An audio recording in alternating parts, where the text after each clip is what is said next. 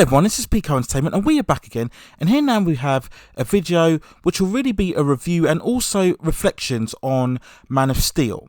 And I thought this would be a good idea to review all of Zack Snyder's DC movies in preparation for his Justice League Cut, which is due for debut on HBO Max on March the 18th, which is 2 weeks from now. So this will really be both a review and an additional commentary on the movie Man of Steel itself, and further reflection on what I felt was good and both was bad about the movie. So this will contain spoilers, so I'm pretty sure most people within fandom have seen Man of Steel, but just in case you haven't, be warned now that this will contain spoilers. So if you haven't watched the movie, I advise you to go away now, maybe catch up with the movie and then come back to this review later on. I will also include a timestamp within the description of the various topics that I come out and discuss throughout this movie, as this might be a lengthy discussion. So if you want to refer to various points within this video, then go to the description and point to the timestamps on the various topics that I cover throughout this review and reflection. So the setup of Man of Steel is, of course, it is the latest iteration of the Superman story, cinematically of course, and Superman for me still remains the most iconic superhero character ever. I don't think it's even close. I understand the emergence of the Marvel superheroes, particularly within the cinematic universe that they've built up on over 10 years, but for me, Superman is still the originator, the granddaddy, the iconic and greatest superhero character ever. And of course, the Man of Steel interpretation was directed by Zack Synder, who Warner Brothers deemed as the major helmet to handle their big push for a cinematic universe of superheroes to challenge the landmark success of the Marvel Cinematic Universe. Now, Man of Steel was released on June 14, 2013, and it had British actor Henry Cavill in the lead role as Superman, also including Amy Adams, Michael Shannon, Kevin Costner, Diane Lane, Lois Fishburne, Auntie Traore and Russell Crowe. And of course, the intention of Man of Steel was for a far more mature and grounded take of Superman. The main goal here was to show how today's society would realistically react to the emergence of Superman. And also in terms of the character, they wanted to clearly focus and paint him more as an individual who was struggling to find his purpose and direction in life. The idea of having a world saviour be much more of a burden to him. So much like the Batman Year One comic book storyline, this was Superman in very much his first stages as the hero, as what we've deemed them to be. So following this voyage of self-discovery, Superman would eventually be drawn into conflict with General Zod, played by Michael Shannon, and a group of Kryptonians who were exiled after an attempted revolution of planet Krypton that we see in the opening sequence. And we would get further revelations into the Kryptonians wanting to retain the genetic blueprint of the planet Krypton, and Superman finds himself in a large-scale battle to prevent the Kryptonians from terraforming the planet Earth. So when I look back on Man of Steel and the DCU as a whole, I've never really been a fan of this idea of a deconstructive take on the character in terms of making it more grounded and realistic, because Superman is not a realistic character. Now, you can create a story where you have a realistic world and then integrating Superman into that world and seeing how he changes that world and makes it a far more hopeful place. I think that's a very good way to do it, and perhaps the ideal way to do it, but never do we look at Superman as something that should be grounded in reality, because there are so many elements of fantasy about the character. So I can vividly remember when I saw the trailers for Man of Steel, I was very excited because, like many, I wanted that more epic, grandiose and serious Superman movie that embodied the character in his most heroic form. You know, we have, of course, if we go back, we had the Richard Donner 2 films in particular, Superman the movie in 1978 and Superman 2 in 1981. This, of course, for me, had the incomparable and iconic Christopher Reeve in the lead role, which is still for me and perhaps will forever be the true benchmark interpretation of the character. And then later on down the line, after the 4 films of Christopher Reeve, we of course had the Superman Returns in 2006, directed by Bryan Singer, with Brandon Routh in the role. And despite looking like the character, for me this came off more as very lackluster and uninspired. So at the time of this release, would Man of Steel give us that modern epic Superman cinematic story that we were all wanting to see, and also lead the birth to a very successful DC cinematic universe? So I'm going to first focus on the merits of Man of Steel. And for all intents and purposes, there was a real drive to take this character seriously and build a very serious and epic story full of emotion and gravitas. Everything from the effects to the action to the music to the visuals, it's all put out there. This had a budget of around $225 million, and you can clearly see that's evident on the screen. So I really respect the fact that there was a big effort to make a really bold and impressionable Superman story. When I first saw the opening scenes, I was very hyped up by the Krypton prologue sequence, and I liked this sequence a lot. I liked the fact that we had a very much of a different visualization of the planet Krypton, where it's much more full of wildlife and plants, as opposed to the very white crystallized version that we got from the Richard Donner film. So I really liked that, and it is a very energetic and fast-paced opening as we see Russell Crowe's Jor-El informing the planet of the dangers of the extracting, if you like, of the planet's resources and how it's going to lead to ruin. And then we see, of course, General Zod's military coup of Krypton, and that fails, and then we see him and his group of Kryptonians put to exile from Krypton. And I just love this scene. I love all the imagery, I love all the science fiction and technology that we see on here. I also love the scenes where we see the Kryptonians put in a different Kryptonian prison. We get that triangular phase, very reminiscent, of course, of the Richard Donner films, where we saw the Kryptonians imprisoned as well. So I really liked this sequence, and again, it was very symbolic of what they were trying to do in terms of the serious tone of this particular story. And no doubt about it, it very much gives us full of Superman-esque epic sequences. I know there was much a complaint about Superman Returns in that it was very lacking in terms of the epic large-scale action that we want to see from Superman. Well, they clearly tried to remedy that with Man of Steel, where we get action sequences and flight sequences and battles and fights, and I think for the most part they're supremely done very well. From a pure visual representation, this for me was great to see. Superman exhibiting his powers at his fullest with the modern, at the time, very state-of-the-art effects. In particular, we talk about the battle within Smallville and also the fight within Metropolis, which I'll mention later on with this review.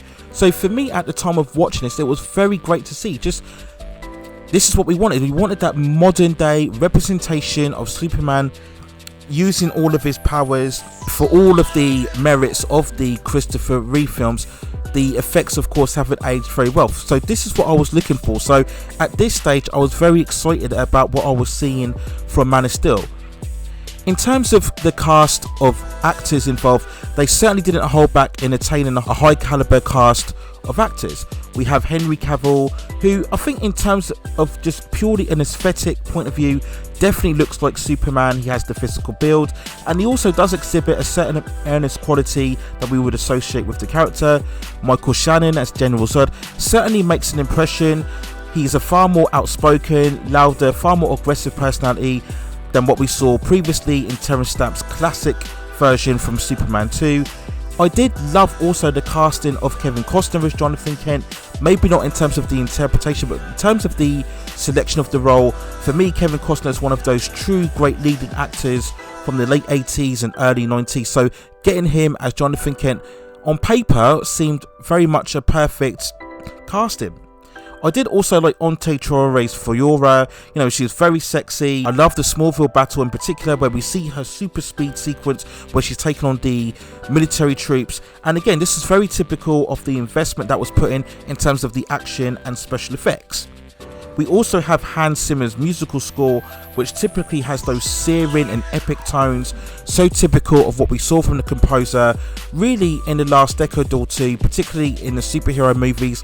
I've mentioned before in previous videos that Hans Zimmer really is the go-to in terms of that modern blockbuster composer, and that's typical here with Man of Steel. Of course, it's not going to reach the iconic status of John Williams' score from the Richard Donner films, but still, I think this is a very impressive body of work that we see from Hans Zimmer, really again giving an element of emotion and elation as we see the various sequences, in particular where we see perhaps the most heroic visualization within Man of Steel, that sequence where we see Superman taking flight for the first time, and he's flying in the sky and he's zooming in and out of the canyons, and we see Henry Cavill smiling as he's zooming through the sky, and we see Hans Zimmer's work really soaring through and really giving that sense of a truly visualization heroic version of Superman. So I can't really doubt too much the Hans Zimmer score.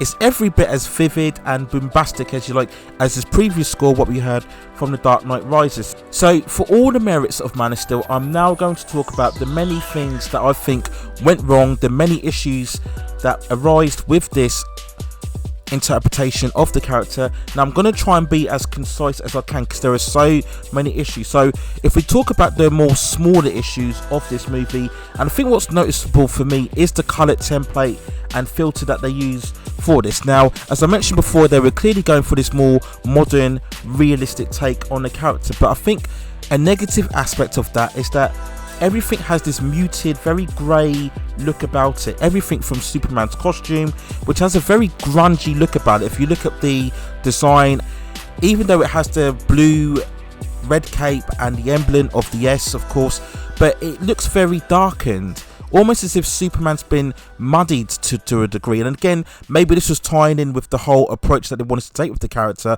but the costume itself is just very unappealing. Even the yellow part of his S symbol, which is so iconic and so emblematic, particularly in popular day culture, it just has this very faded look about it, and I think it takes away from the visual representation of the character. And in particularly as well, the scenes of Metropolis, other landscapes, when we look at the various spaceships, everything just has that very dry and very lifeless look about it. It just looks very cold. Even the Fortress of Solitude, or the substitute, if you like, of the Fortress of Solitude, in terms of the spaceship that we see Clark encounter, it just doesn't have that same verve, engagement that we want to see visually from the Superman story. And this is again keeping with a lot of Zack Snyder's aesthetic that he uses from his film work, but for me it just lacks a certain vibrancy and energy. Whilst I comment it on the very epic action sequences and the visual energy that Snyder put into it, there is almost an over stylized feel about the action. You know, Snyder is constantly using that zooming in, zooming out effect, particularly when we see the spaceships coming in from Krypton and into the Earth as well, constantly zooming in, zooming out, trying to go for this almost handheld approach. It's just very annoying, and I think just takes away from you as a viewer trying to get immersed in all of the action. And there is a real lack as well, I think, of in terms of attention and the suspense. And they really did overload in terms of the action, particularly in the last 30 to 40 minutes, where we really see the large-scale destruction sequence within Metropolis. Now, of course, this is something we were really becoming accustomed to in previous years before Man of Steel, particularly when we look at Transformers Dark of the Moon in 2011, and of course the previous year with the Avengers in 2012. So this was nothing new, if you like. This was nothing surprising, but even by those standards, Man of Steel really took it to the next level, and Metropolis is for the most part completely decimated, and it's really striking and really takes you back, and I will talk about that later on as well within this review. Now, in terms of the casting, I did refer to the fact that we had a high caliber cast of actors, but there was downsides to this. Now, we look at Henry Cavill in the role, and as I said, whilst he looks the part, he does lack any real charm or personality.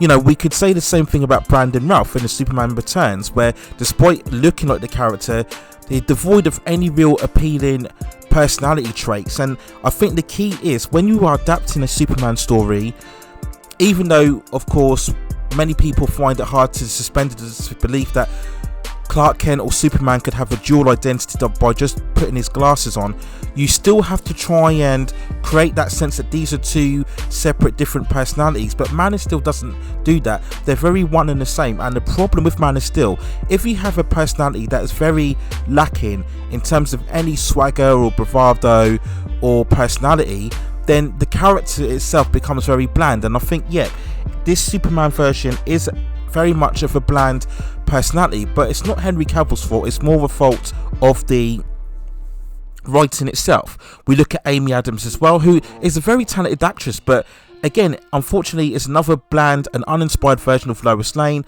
Again, going back to Superman Returns, this is in keeping with what we saw with Kate Bosworth as well, with the character as well. And there's just no chemistry between Amy Adams or Henry Cavill. Everything, like the visual aesthetics, has a very cold and very unappealing feel to it, and we just don't believe in their relationship. And that's one thing you shouldn't do when you were talking about Superman and Lois. You have to believe in their relationship. You have to believe that Lois could completely fall in love with this alien who's come from another planet, and unfortunately that's not something that's represented well between the chemistry, or the lack thereof chemistry, between Henry Cavill and Amy Adams. Now we come to the major issues, and I think it's all to do with the understanding of Superman and the core themes that embody the character. Now, of course, whether you are a major comic fan or even if you're not a major comic book fan, all of us in some capacity understand what the character stands for. He's that positive, proactive character. He really is the encapsulation of that true meaning of a superhero. He's always looking to save people, help people, becoming an inspiration, and having a far more appealing and optimistic look in terms of what a hero should be, and really influencing the world in a positive light. Now, in terms of an effort to present a more grounded take, they really made the fatal error here to completely go in the opposite direction of what the themes are that we associate most of the character.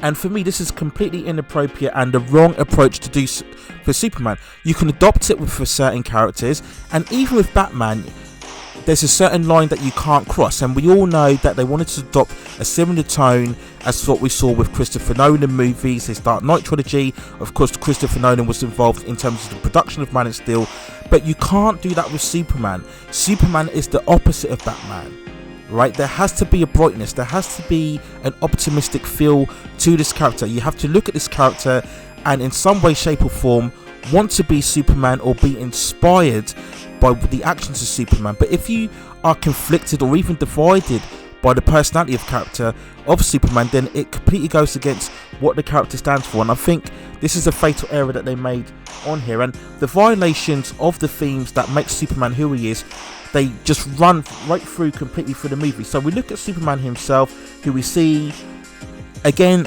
as a conflicted personality, not really knowing what to do with himself. We see him wandering through the movie as a fisherman, incompetent as a fisherman, incompetent as a barman, not really knowing what to do and who he is as a character. And this is again against the very nature, you know, Superman is not the X-Men.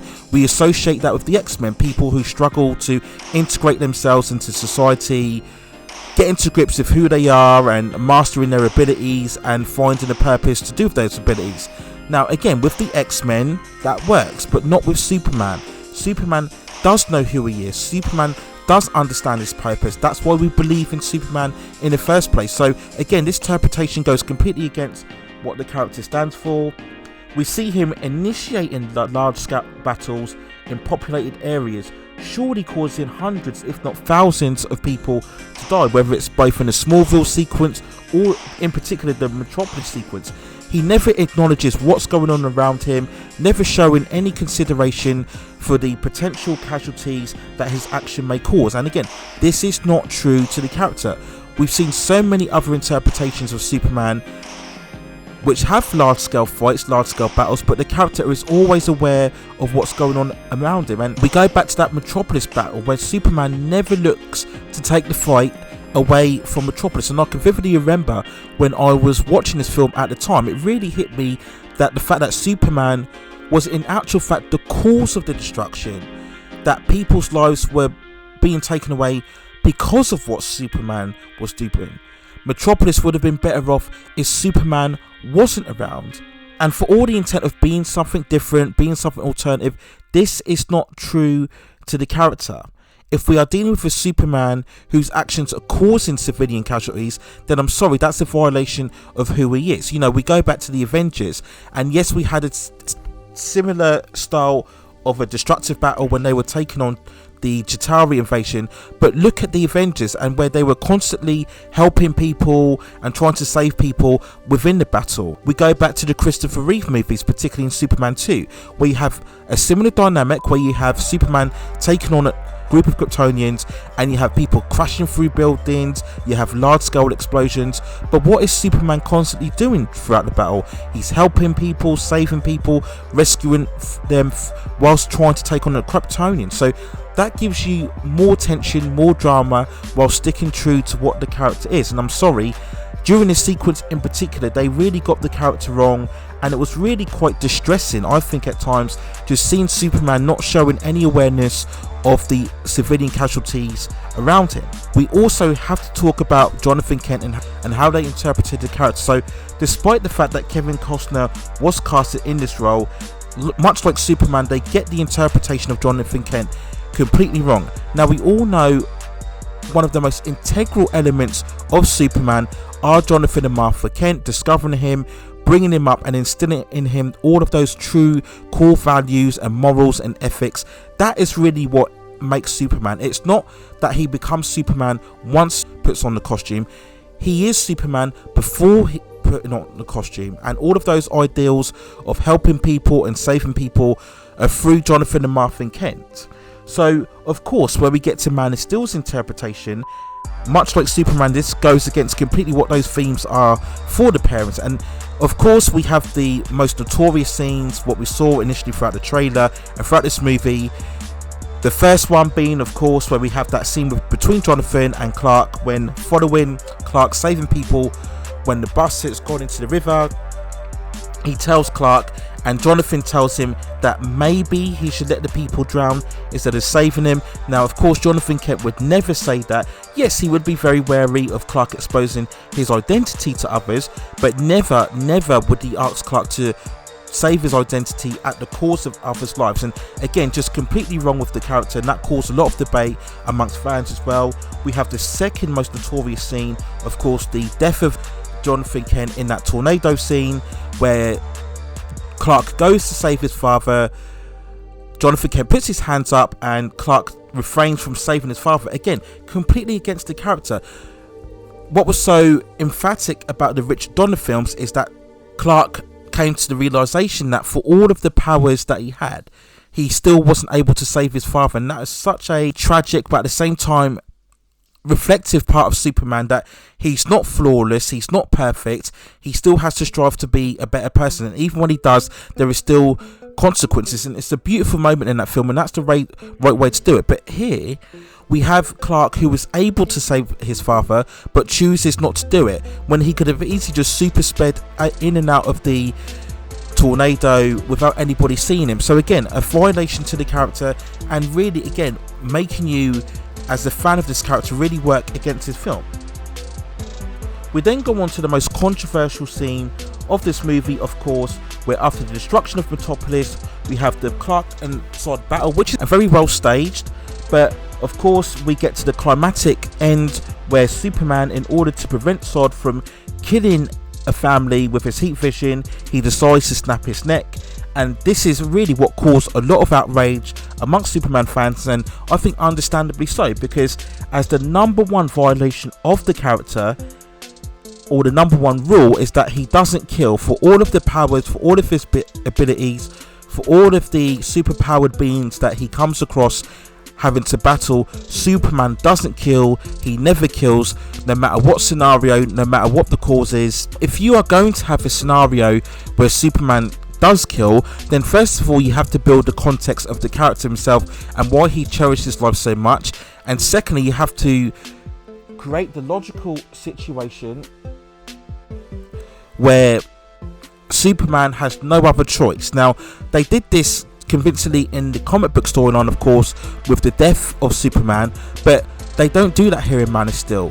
You know, many people have pointed there are at least 5-10 multiple different ways where Superman could have taken Zod away or blocked his heat vision in order to prevent him killing, and the fact that he just snaps his neck off like that is one thing, but even worse is that there is no reflection or context that really has Superman showing any remorse as to what he does with Zod. Again, completely going against the character, and once again completing the real deconstruction of the character from this film, and that really is what works against Man of Steel, and for me that's overall its biggest failure. Now, As I mentioned before, we all understand that this was a different take. We all understand that Zack Synder has a preference towards the more darker, bleaker anti-heroes as seen in his previous films, whether it's Watchmen, 300 or Sucker Punch. But when you are adapting Superman or any other classic comic book character, you still have to understand, represent the character and get those themes and elements that make the character who they are. And for me, this was the biggest flaw of Man of Steel, that it really went against who the character is, who it represented. Now, I'm not saying you have to replicate what's gone on before, particularly the Christopher Reeve version. No. But at the same time, you still have to have a full understanding of who the character is, who he stands for, and I think that is the biggest flaw when reflecting on Man of Steel, that for all of the merits, and there are good merits in terms of the action, the visual effects, the musical score, the intent to take the character seriously, all of those are good merits and what we should be seeing in any interpretation of a cinematic version of Superman. But at the end of the day, if you don't understand what the character is, if you go against the various themes as to what the character stands for, then you ultimately fail in terms of the Superman story, whatever take that you want to take on the character. And for me, that is the biggest flaw when I reflect on Man of Steel. For all of the criticisms you can talk about in terms of the feel and the hurried storytelling and the pacing, the biggest flaw of Man of Steel is that it failed to understand who Superman was and failed to present him as the proactive and inspirational character that is embodied within his role as the world's saviour. So if I had to give a score of Man of Steel, I would give it a 6.5 out of 10.